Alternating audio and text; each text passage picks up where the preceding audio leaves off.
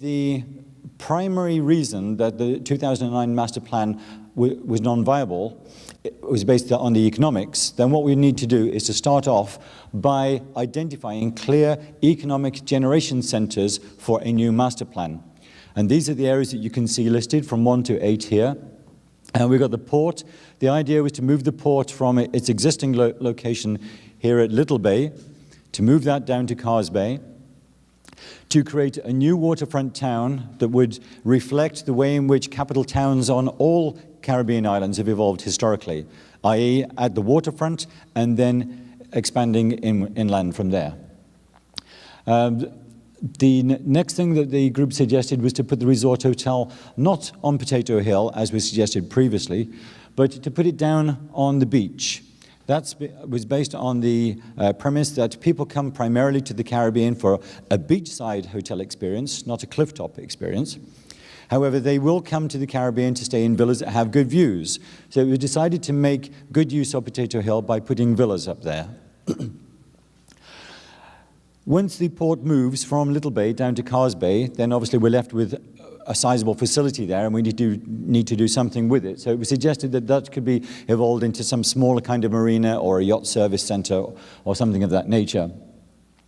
We felt that the background area of the 2009 master plan, where the public buildings are around the cricket field, the museum, the social security, the cultural center here, and then the parliament and courthouse buildings in between, we felt that that part of the 2009 master plan was quite okay. So that was left untouched on here. Now, there was a lady representative of the diaspora from the UK that was invited to the review also, and she represented an architectural group that is interested in planning, designing, and investing in a biodiversity center somewhere within the Little Bay area. So at the charrette, the design review, it was proposed to put it on Dogger Hill. So that's number 7 you can see there, and that would be intended to be on Dogger Hill up behind the cultural center here. And then within this central area, so the number 8 is missing, but the recreational areas, that's basically from the cricket field here in the middle up toward the cultural center, this big flat area outside. It's intended to have recreational area because if we're having a living, breathing, working town, a proper town, not just a toy town where cruise ship passengers come in from 8 till 5, go away and the town closes down, but if we're actually having residents in the town, then they need recreational space. So it was considered that if the new town is going to be down here in the Piper's Pond area, that between there and the cricket field, this big flat area, we can make use of that for suitable family recreational area. So this was the sketch that was produced. And another nice idea that the group came up with was that since it's intended to be the new capital town of Montserrat, there should be something there for Montserratians to make them feel at home very early in the establishment process. So you can see we've got there the Evergreen Roundabout. That was a primary social focal point of Old Plymouth, and it was designed in here in order to create a new social focal point for Montserratians in their new hometown. Next slide, please. So during the course of this year, from January through to July, that sketch that you have just seen has gradually evolved into this working drawing. The port area, number 1 here, that is the responsibility of the Public Works Department. They have a separate set of consultants who are designing that, and that design is still being evolved. So what you see there is just a work in progress. However, the port does have to interface in what we're doing for the rest of the town. So we're very much interested in this part of the port area, the marina and the waterfront town. We consider that to be a major economic driver for Montserrat in the future. It's most likely that those waterfront properties, like other waterfront properties on marinas around the Caribbean, will be prime properties. They will bring in people in some nice yachts, and hopefully we'll get some good money spent here and generate an economy in the new town. Right by the number 2 there, this is intended to be the new town square. I'll show some pictures of that in a moment. But the rest of the items that you can see there are the same as the sketch. The one major difference is that it was decided that for the whole of this new area, Dogger Hill does make a nice dark green backdrop. So instead of putting the biodiversity centre there, it was decided to move it further to the southeast corner of the island, of the area. So number 7 has been shifted from Dogger Hill toward the back, adjacent to Davy Hill. Okay. Now, just to give some people a little bit more bearings, because these maps are not always that easy to see, I've just labelled it a little bit. So you can see this is the road that comes down from Braids. So we've got Gun Hill just here, next to the port. This little road that stops there, that's the road that goes into Delta, the fuel station. And then this is the bend where the road then goes on up to St. John's. Piper's Pond, Davy Hill, Potato Hill, those are all fairly clear to see. And then some other hills that I'll be referring to as we go further into the presentation. Benito Hill, that's the one right before the port. And then Dogger Hill, I say it's this hill right behind the cultural centre here. Next slide. Okay.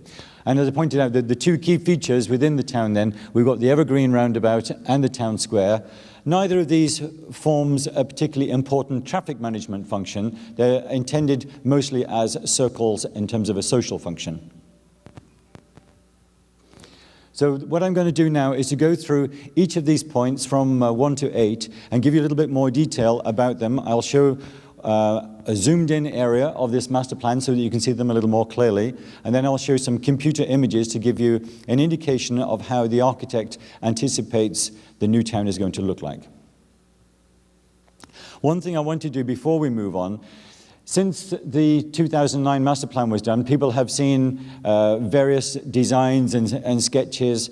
There have been visits here from people representing large cruise ship companies. We have discussed quite seriously with those cruise ship companies that the number of tourists that we're actually able to cater for on Montserrat. And the thing is that even if we were able to get in these monster ships at Cars Bay, and just to give you a sense of scale, one of these ships is about 340 meters long. So that is the length from Gun Hill to Potato Hill. So it's the full length of Cars Bay.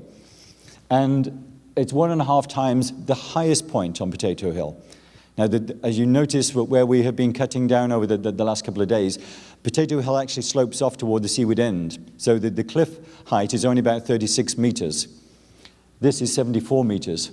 So it's over twice the height of Potato Hill Cliff. It would just dwarf the new town. However, even if it was possible to get that in, these monsters carry... Sorry, back one, please. So these monsters carry about 5,000 or so passengers. And if you think about it, even if 2,000 of those passengers wanted to travel from the port area where they would arrive down to look at the MVO or other features around the island, if just 2,000 people wanted to travel, let's say we have a fleet of 20-seater minibuses, we would need 100 of them. 100 20-seater minibuses on our one little main road. So it was decided that really we cannot cope with this size of ship. And even if we tried to get into the larger area of tourism by trying to build other hotels around the island, we then tried to compete with the likes of St. Kitts, Antigua, and some of the other larger islands within the region. We felt that that's just impractical. Montserrat needs to carve out a niche of its own. So taking a realistic assessment of our landside infrastructure, it was decided that we will go for the smaller cruise ships, and I'll show some indications of the cruise ships that we're now targeting. It was decided that we will go for those smaller cruise ships, and we will look at both the port side and marina side infrastructure and the land side infrastructure commensurate with that number of tourists.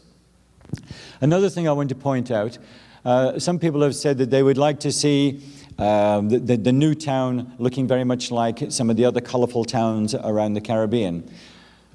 The one example that I put up at the top right corner there is Port Zante in St. Kitts. And I really don't think we want an architectural style like that.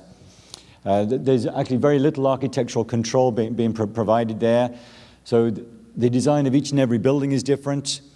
There's almost no control over the advertising standards, so there's big advertising hoardings everywhere, and it really just looks like well, a complete mess, in my own opinion. Within our group, as we've been working on the design for Montserrat during the course of this year, we have spoken with other people who've traveled extensively around the region, and they've said, If we want to make Montserrat stand out and make a name for itself in the future, it needs to have a distinctive architecture, one that people can relate to. When they see pictures of it, they will say, oh yes, that's Montserrat, and not get it mixed up with some other island. So it needs to have an attractive style that is comfortable for Montserratians to live in, but it needs to be distinctive for visitors. When your visitors come, they are your tourism ambassadors for the next wave of tourists. If they don't like the place, they're going to go back and say that. And most particularly nowadays with TripAdvisor and all the other social media, it very quickly gets out a bad message that people they just didn't like the place. So what we want to do is to actually create a welcoming experience, and we want to have a distinctive architecture where people will go back home and say, you have to visit Montserrat. So just talking a little bit more about the architectural style. This is the architectural style that our team have come up with. It may evolve slightly during the course of the detailed design, but if you can just press forward, please. I'm just going to compare this and one more. Okay, as I said, we don't want to repeat these styles. This is, again, Port Zante. I'm afraid it's not very clear with the lighting here. But what we wanted to do was to reflect something of Old Portsmouth. If you can just click one more time, please, David. What we've got here is a picture of Parliament Street down in Plymouth. And you can see that the arches, the walk-through areas, the wooden balconies over the top. And what we tried to do is to reflect that with a more modern and fresher feel of architecture in the new design for Montserrat's new capital. And as I said a moment ago, what we want is something that is attractive for residents, but distinctive for visitors. The general idea, as with the former buildings in Plymouth and elsewhere around the Caribbean, is that primarily on the ground floor there would be commercial properties. On the middle floors, that could be a mixture of commercial and residential, and then we will have primarily accommodation on the top floor of each of the buildings. Just to give an example of where this is being done somewhere else, this is Gustavia in St. Bart's. And you can see how the walk-through areas with the columns and the wooden balustrades, it's a distinctive architectural style. When people see that, they know that is Gustavia St. Bart's. And we're trying to do a similar sort of thing in terms of the architectural style for Montserrat. As I pointed out, we want to have a couple of social focal points in the town so that it's a place where Montserratians can feel immediately at home, but also a place where tourists or tourists and visitors can also have somewhere to socialize. This is a picture of the old Evergreen Roundabout from Plymouth. And one more time. And I'm afraid it's very difficult to see with this lighting, but this is just an indication of a social area. It's another roundabout with umbrella structures here, tables for people to eat and drink in the middle, and then the whole roundabout is surrounded by bars, restaurants, and cafes. And as I pointed out, those are the locations then of our two areas. If you can just click again, please. Right, so we're onto the marina area. As I pointed out, this is actually the responsibility of the Public Works Department. The design that has been produced by their consultants at the moment is this long offshore breakwater. They believe that the dominant waves come in from the northwest, which is parallel with this breakwater here. We've been quite insistent from our side that people who are sitting along the waterfront at the marina need to still be able to look out beyond this breakwater and see Redonda and Nevis. So there's a little tete-a-tete between ourselves and the port designers at the moment. As I say, this is a work in progress. It's something that's evolving. They are now beginning to look at one or two alternative designs. But this is our artist's impression of how we would like the port area to look. Whether it has some sort of breakwater just out here, that will depend upon the port design consultants. At the far top right there, those are just an indication of port buildings. They may or may not look like that eventually. It's just something that our architect put in quickly as a sort of placeholder. In front of that, the large ship, that could be, for example, the docking station for the inter-island ferry. And then we'll have an array of other pleasure vessels within the main marina area. So just to give you some bearings, that's the intended port area. The other side of the road from there is where the Delta fuel station currently is located. And then behind these buildings in the middle, that's where the road would come up and then going up to St. John's. So this is basically all along the waterfront of Cars Bay. Just to give you a zoomed-in version of that, so you can see the buildings a little bit more clearly. The idea is that possibly people who are taking up residence on the middle floor or top floors there, they'll be able to look out over where their boats are moored. And then right at the far end here, so that this would be at the end, right at the base of Potato Hill, looking back along Cars Bay, looking south along Cars Bay. The idea is that in front of the marina we would have a boardwalk area, and then all the cafes, shops, and perhaps duty-free premises along the frontage there. And I say that this is the sort of target market that we're aiming for now. The port is going to be designed for cruise ships up to about 275 meters long. Theoretically, that could be vessels that carry passengers up to about 3,000. But our initial target is just a few hundred. One of the significant differences about this type of cruise ship is that unlike the large cruise ships that I showed on the earlier photograph, where the ship itself is really the destination, I mean, these days, those large ships on board, they have cinemas, they have ice rinks, they have water slides, they have climbing walls. So the cruise ship is very much the destination itself. With these, the people are more intent in actually looking at the islands where they stop. So this is what we're targeting. Our market research shows that the individual passengers on these type of vessels, they get off, they're more interested in going and looking at the sites and the attractions and the history and archaeology of the various destination islands, and they consequently actually spend more money on island. Just to show that it's not too aspirational to hope that we can get those vessels here. The top right-hand corner, that's Sea Dream. That's already visited here twice within the last couple of weeks. And this is Windsurf, one of the Windstar fleet of ships, and this passed here just last Sunday morning. So we're putting together at the moment a cruise ship prospectus to enable us to go out to these cruise ship companies within the next few months and to make a stronger case as to why Montserrat should be put on the itinerary for these cruise ships in the coming years. Zooming into the town area now. Again, these circles give good bearings. This is our Evergreen Roundabout. This is the cemetery just at the corner of the Cars Bay Road as it goes up to St. John's. And then this is the proposed new town square. This would be the heart of the town.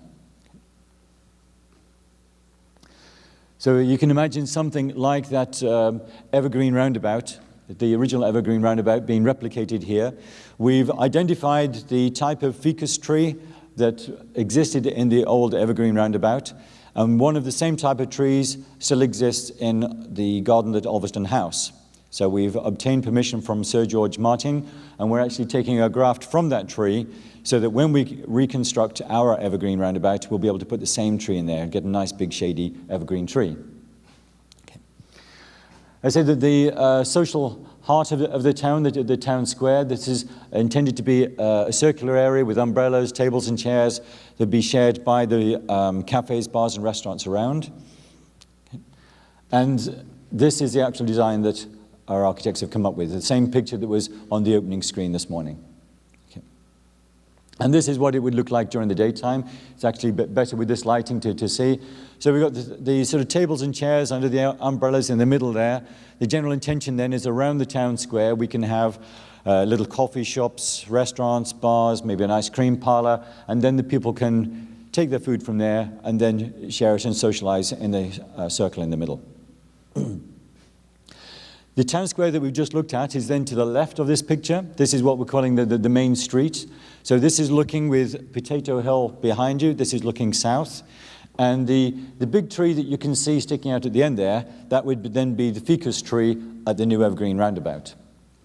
So just to give you some bearings here, this is meant to be primarily a pedestrian area, so people can walk through little alleyways between the main street and the waterfront, which is the other side of the buildings you see on the right-hand side there, or they can go through little alleys here and come out at the town square. So the view that we were just looking at there, it was in this direction, looking down the main street here. As I pointed out, the dark green tree would be at the Evergreen Roundabout there. The buildings we saw on the right-hand side of that previous shot were these here. So the other side of there, we would have the marina and waterfront. Okay. In terms of our progress to date in constructing that, if you can click one more time, please. Okay, within the ellipse that I have shown there, that's where we're starting to cut down the end of Davy Hill in order to create the evergreen roundabout. And again, please. And again.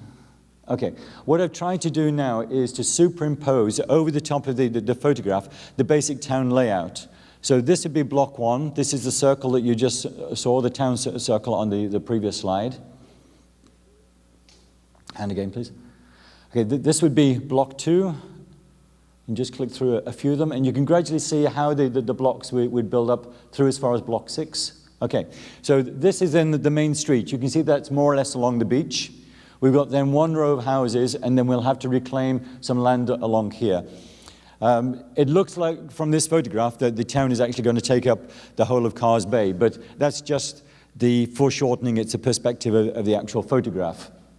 You can see that the end of block 5 there aligns pretty much with where the light green old lime office is, the caravan there, which is about halfway along the cemetery area. So that's the extent of the waterfront town, from the base of Potato Hill to about halfway along the cemetery area. So we're going to have to create a seawall there. The marina will then be out in water of about 3 to 5 meters deep. From here, so we've got the main street, the evergreen roundabout, the town square, and then this is the existing road that goes on up to the marketplace outside and into the rest of the Little Bay area. And again, please, David. Okay, the port would then be at the back there. There's current consideration being given by the port design consultants as to whether to cut down the end of the gun hill that we see there and to create a bigger area, a larger area for the port. That would put the port further south, thereby giving us more space for our marina and waterfront town, thereby also creating more economic activity in the new town. Okay. And again, please. Right, looking at the town from a different perspective, if you're looking at it, for example, from where we are here, looking back down Piper's Pond, so in the direction of the red arrow, that red arrow is pretty much where the War Memorial is at the moment. And all of this area is then Piper's Pond. We've got Potato Hill down here. Again, please. And that's pretty much the view that we have at the moment. During the course of this year, around about September, we took out the manchineel trees because our surveyors were working within this area. They were getting burns from the manchineel trees, so we took the decision to take out the manchineel trees and make it a safer area to work. Once we took out those manchineel trees, the only area of mangroves and reeds and like a wildlife reserve was a small area that you see in the middle of the picture there. We then had this large open area, and we decided that the waters that are coming down from the storm drain at the back of the market, and they come underneath the bridge here, they were just coming out and basically silting up within the Piper's Pond area. So we took the decision to create an earth drain around the base of Potato Hill and out into the sea. That has been cut at an appropriate width and level so that you get areas of standing water like you can see here. And at times of higher seas, the seawater will come in from the bottom end, thereby creating the sort of brackish water that the mangroves thrive on. We've been working with the Department of the Environment over the last couple of months as well. They have taken small mangrove shoots from the main area there, and they have transplanted them within the drain area, so that over the next couple of years, as we start to construct the town, the area within the earth drain and the mangrove reserve will start to evolve and mature. And so by the time the town is completed, we'll have a nice mature botanical garden along the back of the town. Thank you, David. Okay, if you can just click through a few here. Again, what I've got here is I tried to superimpose the different blocks within the town. The first 3 blocks here, 7, 8, and 9, those are at the moment unallocated. We've not designed those. But if you can click one more time, please. Okay, block 1, that's the first block. That again is the one where the town square is. So that's the one we're going to be starting work on next year. Block 2 just starts to go around the corner toward the Evergreen Roundabout. And then blocks 3 and 4 we can just see out at the waterfront as well. So the marina, you just click one more time. The marina would then be out beyond blocks 3 and 4 at the seaward end. Thank you. Moving on to Potato Hill, you can see that we've been doing some work here in the last couple of weeks. The general intention here is that the roundabout outside here is just off the top right of the picture there. So the road that would be cut in, there'd be a small gatehouse at the bottom there. The road comes in along the edge of Potato Hill out toward the seaward end where there would be a turning circle. The intention is that we could probably put a spa in the middle there and then a clubhouse right out on the end. So we'd have a wonderful spot for a clubhouse with views out towards Redonda, Nevis, and some fantastic sunsets that Montserrat enjoys. And then around the periphery, we'll have some residences. There's design for an area of about 20 residences around the periphery of Potato Hill.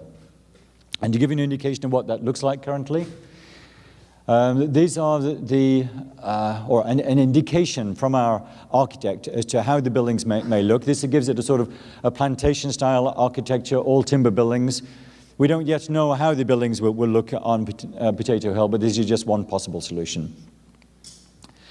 And as you will have seen coming in this morning, we've started to cut the track. So to give you the bearings, somewhere around about down here, this is where we would intend to have the security building. The track then goes up over the hill toward the seaward end, where we will have the spa and the clubhouse. Around the periphery here, and on this side, there would be the residences. Okay. Now, if you decide to venture up there, there is a lot of manchineel trees. So please do take care when you go up the track. I've placed just yesterday a sign saying beware manchineel. So it's actually on the edge of the track, and immediately after that sign you will see the manchineel trees. So if you do decide to go up there and take a look at the work that we've been doing and have a look at some of the views that will be enjoyed by the clubhouse and the future residences, please do take care because of the manchineel trees. This is our artist's impression of the clubhouse. As I say, it would overlook the cliff at the seaward end of Potato Hill. So this is meant to be the cliff sort of going down toward the sea. The Potato Hill does drop off toward the end there. It sort of slopes off. So as you can see here, we would have a tiered structure to the clubhouse and the club facilities. This is the current view. This is right at the end, and as I say, you can see that it does drop off toward the seaward end. It's not very easy to see with this lighting, but Redonda is just back in there, and on a clear day, of course, you can see Nevis right behind there. So for a clubhouse, it's a spectacular location. Okay. Down on the beach at Little Bay, this is where the hotel is intended. The main building would be here. So the cricket square is off to the left here. So the main building and the entrance area for the resort would be here. And then you have the accommodation wings down left and right from there going down toward the sea. Now all beaches in Montserrat must remain public. So the decision was taken to move to locate the hotel as far back as possible, so that what we will do in effect is to double the depth of the beach and therefore give more space for people. That's an important consideration when you think that Cars Bay Beach is going to be lost. That will be the new waterfront and the port. So by doubling the beach area here, we're somewhat compensating for that. Okay. Now the hotel hasn't been designed, but this is just one of our architects' artist impression. It gives an idea of the main buildings being tiered down toward the beachfront and having accommodation wings down either side. So this is just one possibility. And in terms of the progress we've made today, this is a photograph I took earlier in the week from Potato Hill looking down across the beach. The new beach area would extend back to about here, as shown on the previous drawing. Right back over here, adjacent to the road by the cricket area, this would be the entrance area for the hotel, and then the accommodation wings would come down either side. So to just give you an indication of the area, click one more time. The discussions we've had with potential investors at the moment, we have at least one investor who's interested in building up to 100-key hotel there, a 100-room hotel. We spoke with another investor who's actually interested, maybe not in a single 100-room hotel, but two smaller boutique hotels of about 50 or 60. So the final configuration would obviously be subject to measurement of the area and what could be fitted in there suitably, and the desires of the successful investor. Up at the north end of Little Bay, this is the existing jetty and the port building. The big grey square there is the port building. This is the existing jetty. And once the port operations, the commercial and industrial operations, are moved from Little Bay down to Cars Bay, we obviously have to think what we're going to do with the existing facilities. So it was our architect's suggestion that we could develop this into some sort of a yacht center, either a storage area. It would require some breakwater coming out here in order to protect those vessels. We're also intending to provide a fisherman's village with protection for the fishing vessels, and then a marine village, which is already under construction. If you can go to the next slide, please. This is our architect's impression of how the marine village may look. 4 attractive beach huts along the waterfront there, with or without this jetty, so it provides a facility for the fishermen to offload it as well. And in terms of our progress to date, you'll see that the new washroom area, we've got ladies' washrooms at the back, gents this side, with external shower areas as well. We had hoped that these would be completed before the start of festival, but we're pretty close to it. This could still be open within the next week or so. Now, on the other side of the road leading into the port, are on the periphery of Bonito Hill. When we spoke with one of the investors back in May this year with regard to potential investment in a hotel at Little Bay, he said he would need something in addition. When you invest in a hotel, it's actually quite a long-term return on investment. You pay up front for the hotel. For a hotel of the standard that we're looking at there, for 100 rooms, when you take into consideration all the landscaped areas, all the common areas, it works out on average to about $500,000 per room. So a 100-room hotel would cost about $50 million in terms of upfront investment. An investor would therefore look at ways in which he could speed up his return on investment. One such way of doing that would be for him to build some condominiums, and then his margin between what it costs him to construct these and sell them, that would offset some of his upfront costs for the hotel and therefore make the whole deal attractive. So that's one of the considerations we have there at the moment. This is our architect's impression of how those condominiums around Bonito Hill may look. And then elsewhere around the site, I said that this sort of recreational area and public buildings. The museum is constructed, that was opened earlier this year. Social Security building already underway since July. The Cultural Centre, just to give you bearings where we are. We're playing around with different ideas for this recreational area. Whether we have a small swimming pool there and then maybe a couple of tennis courts, basketball court and various kiosks and refreshment facilities, that remains to be seen, the eventual arrangement here. One idea is that we may have like a junior competition pool. That would be a 40-meter long pool if there's sufficient interest in Montserrat, for example, in developing a junior international team. Again, I apologize for the lighting here, but I just wanted to show a couple of pictures of what's actually going on in terms of the public buildings at the moment. As I say, the National Museum, bottom right there, that was officially opened by Prince Edward earlier this year. I think it was in March this year. And the Social Security building is due for completion later next year.